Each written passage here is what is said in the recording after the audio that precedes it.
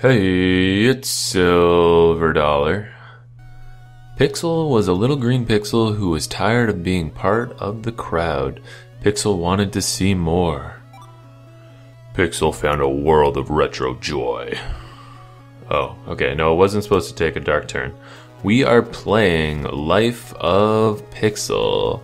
It's an awesome little platformer from Super Icon. So it just came out this summer. It's on Desera for $6.99, and they're trying to get green lit on Steam.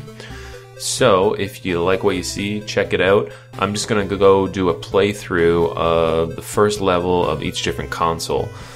So the sort of concept for the game is they have a bunch of different consoles, a lot of retro stuff.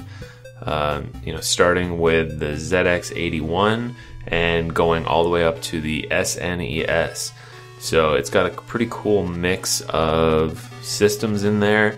The artwork's really cool, interesting level design. And for anyone who's played these old systems, it's a pretty fun throwback. So there's 8 levels for each console. I think at the moment there's about 100 levels.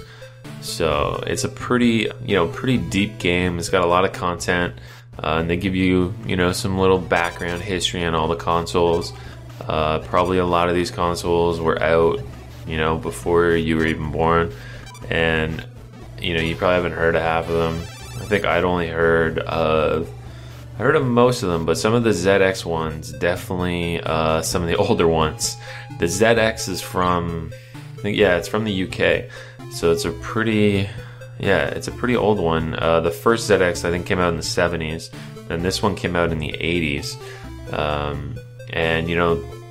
The UK isn't really known for its gaming or electronics industry now, but they were obviously back then one of the sort of forefathers, I guess you'd say, of these systems.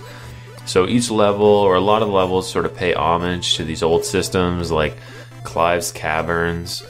That's a reference to the inventor of this system, Clive Sinclair. And like the graphics and colors are meant to match up. So BBC Micro. Now, I have no idea. I'm assuming this has some affiliation to the BBC, British broadcaster, but I could be completely off. Seeing some of the specs on these old systems is kind of funny. The very first system that was up, that ZX, I think 81, I think it had 1 kilobyte of memory. So if you're ever feeling down about your gaming system, just check out the specs on these retro systems. Yeah, the BBC model was known for this like really intense blue color. So that's why this one's Pixels feels a little bit blue. I think it only had 8 colors, and they went with a really strong blue. Amstrad CPC 464, another really old system. And this one actually came with like a little keyboard, so this one sort of looks like a traditional computer. Keyboard in front with like a really small monitor, and geez, high res. It's like HD on these old systems. The gameplay is pretty fluid. I'm playing this with an Xbox controller, which seems to be easier than the keyboard. I'm not really a controller fan, but definitely for these old sort of platformers, I really enjoy doing the controller. Some of the levels, or a lot of levels, have these little secrets and stuff. So I was skipping a lot of them. I screwed up there. I didn't get the ice cream cone. But yeah, there's a lot of like little secrets, and when that little blue guy appears, he'll sort of tell you, he gives you little hints, I guess, on the secrets. So the other thing, they got the tunes down pretty good, like the sound on it. They have all the different sound effects to match up, I think, to each system. So it's a lot of chiptune music, which is kind of a interesting throwback, because you don't hear it as much these days.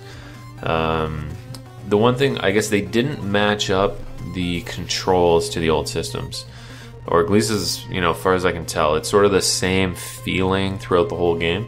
which I thought was actually okay because you know, some of the older systems, it was a really sort of blocky, slow movement. So it's kind of nice. They got like a pretty fluid movement going. Oh yeah, this one, there's different like little things you can pick up, like a bubble. I think in one level I saw a race car. So I think the further you get along, yeah, there's some more things. I believe, yeah, you start out each level, I think 2 lives, 2 little hearts. So the spikes kill you instantly, but if you jump on, you know, if you hit a little minion, they give you sort of like a little bit of a grace period there, and let you survive 1 hit. So that's kind of nice, because some of the later levels get like, you know, you got to get 25 of these little diamonds or crystals or whatever.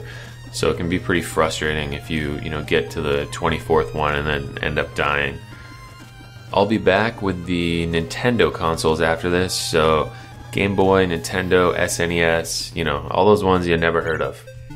So yeah, check it out, try and beat my high score, and thanks for watching. SLVRDLLR.